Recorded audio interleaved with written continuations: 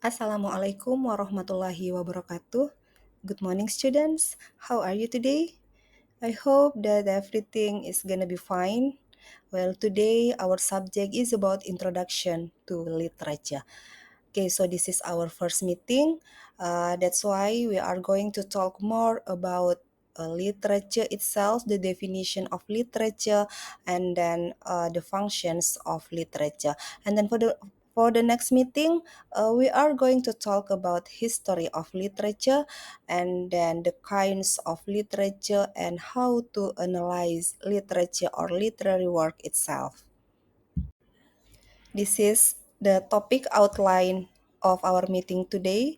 There are introduction, definitions of literature, the scope of literature, and the functions of literature. Okay, let me show you this picture.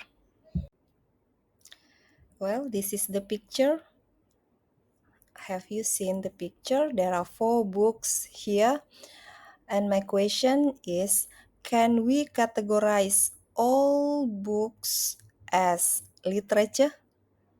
And then to answer this question, let me show you the definition of literature. Okay, literature. Literature comes from the Latin word litera, which literally means an acquaintance with letters. It is a body of literary productions, either oral, written, or visual, containing imaginative language that realistically portrays thoughts, emotions, and experience of the human condition. Ya, jadi secara umum sastra adalah ungkapan ekspresi manusia, ya, jadi berupa karya tulisan atau lisan berdasarkan pemikirannya, berdasarkan eh, pendapatnya, berdasarkan pengalamannya, hingga keperasaannya dalam bentuk karya imajinatif. Jadi sebenarnya kalau ketika kita berbicara mengenai sastra, sastra itu sudah berada di sekitar kita sejak kita kecil, sejak ratusan tahun yang lalu, mulai dari biasa kita dengar dongeng, ya, ada drama, ada cerita pendek. Jadi sebenarnya sastra itu sudah berada di kehidupan kita sejak dulu, bahkan ketika kita tidak menyadarinya, ya. Okay, this is also the definition of literature. Literature can be defined as an expression of human feelings, thought, and ideas whose medium is language, oral, and written, and also about experience of the others. Literature is a body of writing produced by a particular nation or English literature, and then literature is a term used to describe anything from creative writing to more technical or scientific work of the creative imagination, including work of poetry, drama, fiction, and non-fiction. That's according to Lombardi. Oke, eh, jadi yang dapat kita garis bawahi di sini definisi dari sastra ya adalah creative writing, creative imagination, ya. Jadi itu ada nilai seni yang terkandung di dalamnya dibandingkan dengan sebagai pembeda ya, pembeda karakteristik dengan karya tulis lainnya bahwa karya sastra itu ada nilai seni yang terkandung di dalamnya, penggunaan bahasanya yang khas dan indah, dan ya seperti tadi bersifat imajinatif. Oke. Okay, the scope of literature. The scope of literature is so broad, literature is too wide to be limited only by those subjects. And then anything that can be conceived by the human mind, that's the scope of literature, such as religion, philosophy, history, literature with its vast range is multidisciplinary. Ya, jadi religion, filsafat, history, that's also include the literature. Okay, many works of philosophy are classified as literature.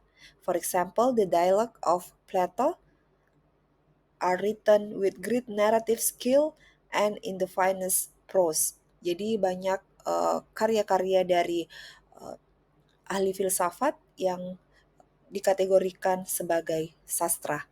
Ya, jadi cakupan pembahasan sastra itu tidak berfokus atau dibatasi pada sastra saja atau karya sastra saja, tetapi lebih dari itu. Bahkan ke filsafat, agama, dan history juga itu bisa dikategorikan sebagai sastra. Oke. Okay, these are the functions of literature. There are so many functions here. The first is entertainment functions. Entertainment functions, known as pleasure reading. In this function, literature is used to entertain the reader. And then social and political function, ideological function, educational function. Here, literature teach us of many things about the human experience, moral function, linguistic function, cultural function, and historical function. Oke, jadi ini adalah fungsi dari sastra. Jadi menciptakan keindahan, ya, menciptakan keindahan. Bagaimana karya sastra juga itu berfungsi sebagai sarana hiburan, entertainment, ya. Jadi bisa memperkaya imajinasi dari pembaca dan juga bisa memberikan pengalaman yang berbeda dari keseharian. Dan juga fungsi lainnya dari literature itu bisa membantu pembaca untuk menambah wawasannya dan pemahamannya terhadap dunia sekitar. Jadi karya sastra itu seringkali menghadirkan gambaran dan pandangan yang berbeda dari keseharian dan dapat membuka perspektif baru terhadap masalah-masalah atau isu-isu. Selanjutnya, karya sastra juga berfungsi sebagai sarana untuk mengajarkan moral dan nilai-nilai yang baik kepada pembacanya. Nilai-nilai itu jenisnya banyak, ada berupa agama, nilai-nilai sosial, dan nilai-nilai kemanusiaan. Okay, that's all the explanation about definition of literature, the scope of literature, and the function of literature. Now, we back to this picture. There are 4 books here. The Alchemist by Paulo. The second one, Laskar Pelangi by Andrea Hirata.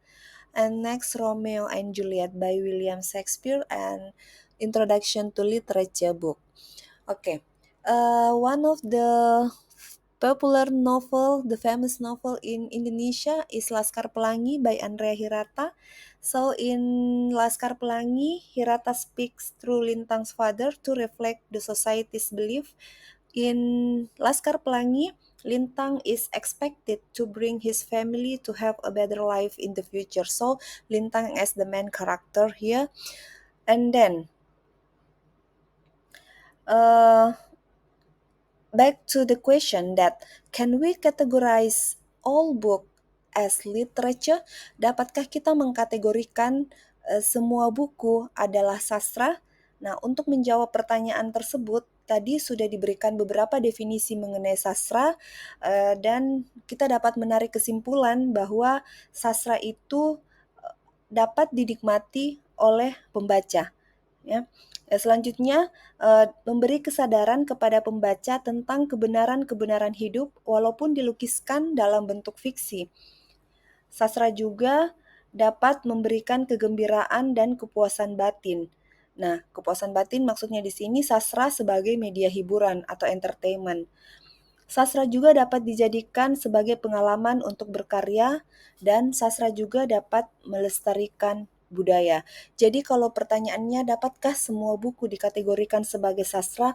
Nah, kembali lagi apakah kata-katanya itu mengandung unsur keindahan atau imajinatif ya seperti definisinya tadi, maka bisa dikategorikan sebagai sastra. Dengan melihat contoh keempat buku ini, maka bisa kita simpulkan bahwa 3 dari buku ini adalah novel dan novel itu adalah salah satu karya sastra.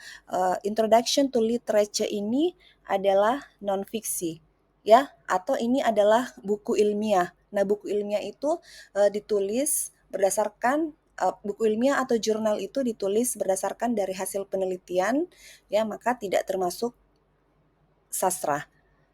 ya, atau buku pelajaran tidak termasuk sastra, karya sastra ya. Yang termasuk karya sastra itu seperti novel, short story, and then drama. Ya, the kinds of literary work.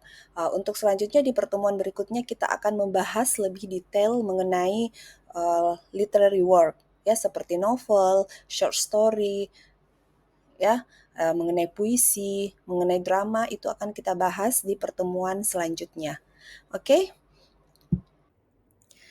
Okay, after learning about the definition of literature, the nature of literature, and the functions of literature, so your assignment is scan the QR code below, then answer the questions.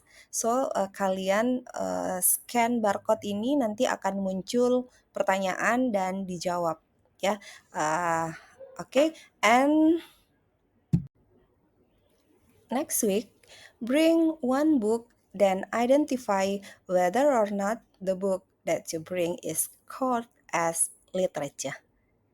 Ya, so bring satu buku aja minggu depan dan we are going to identify it.